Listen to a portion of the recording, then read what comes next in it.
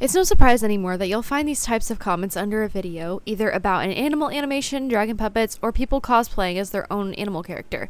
People nowadays have become too comfortable with calling all of these people furries without any solid proof, just because they don't like a certain fandom or they think these kinds of people are degenerates. Today's episode is going to get into the theory as to why everyone is calling everything furry, and how we can work together to combat these people and their odd and not exactly insulting comments. My name is Haven, and you're watching Let's Talk. I'll probably think of another quippy intro next time. We need to first understand the basic definition of what a furry actually is. According to Google, a furry is an enthusiast for animal characters with human characteristics. In particular, a person who dresses up in, as such, a character or uses it as an avatar online. Pretty baseline answer, but notice some of that second sentence there.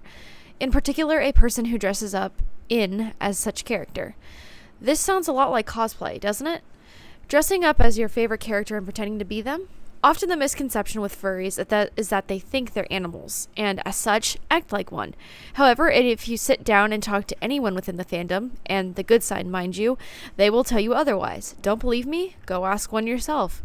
Furries, despite how weird you think they are also make up a large percentage of the art community with their skills and talents.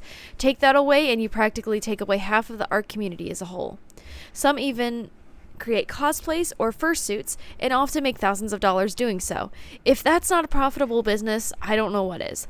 But all that to say, furries are just normal people like us who enjoy making art and cosplaying. And while yes, there is a weird side, that is only a small percentage of furries. I'm personally just neutral on them at this point, but as someone who was once in the fandom, they're usually pretty nice and oftentimes pretty chill. Going back to what I said at the beginning of the video, the people who use the word furry as an insult are trying to be cool.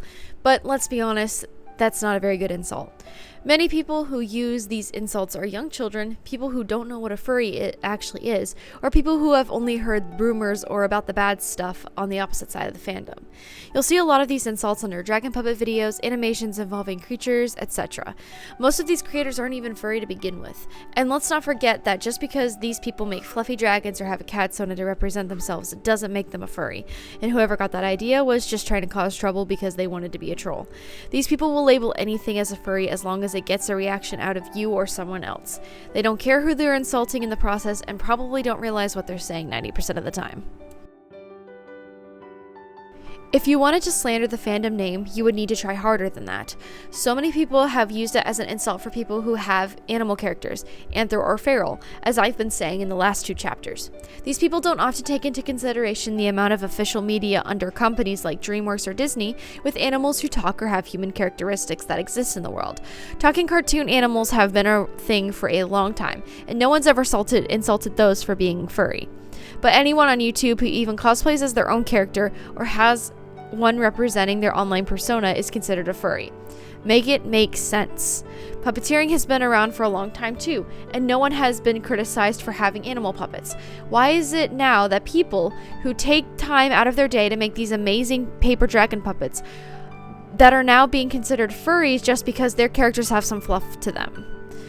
What is with people and their obsession with everything being furry in their terms? Maybe we should call them one for loving their pets. You see where the sense is in all this? I certainly don't. And this is all because people are uneducated about the words they are spreading and in what their meaning is. When words like furry are misconstrued and slapped onto everything, the word has not only lost its meaning, but it has also become a useless term and merely a poor insult to someone. All because they see a talking animal and a creative person just having fun and enjoying a hobby. Now that you have all that out of the way, you might be sitting here wondering how you can deal with people like these in your comment section without a whole fight breaking out and feelings being hurt. Keep in mind, these don't always work, but it doesn't hurt to try. 1. Blocking and ignoring them. You can do this by blocking or hiding their channel from you and everyone else on your channel or profile. This keeps the person from bugging you and your community for any longer. Eventually, they'll just give up and move on. Usually. 2. Reporting them for continuous harassment.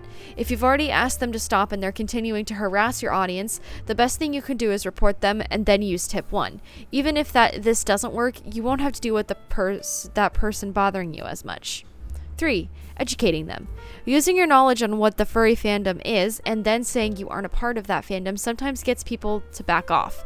There are some people who would be genuinely open to listening to what you have to say if you come off as calm and collective, instead of insulting them back. If that doesn't work, redirect to tips 1 and 2 and just move on. Some people just can't get their egos down enough to listen to reason.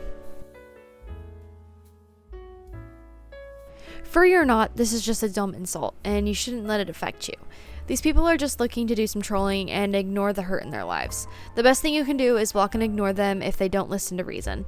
The internet has made too many people comfortable with cyberbullying, and unfortunately, these companies just don't care anymore about children, online safety, and harassment. But that doesn't mean you shouldn't care. Take time to show the people around you that it isn't okay to insult someone. Remember, they may just be an 8-year-old repeating something an older person said and may not understand what they're saying. Thanks for coming and listening to me rant. I know this isn't a super important topic. I'm so sorry for the stuttering, but I hope it actually educates people and helps people realize we're all just humans with different interests. We may be a little weird, but you probably are too, in a good way, I hope.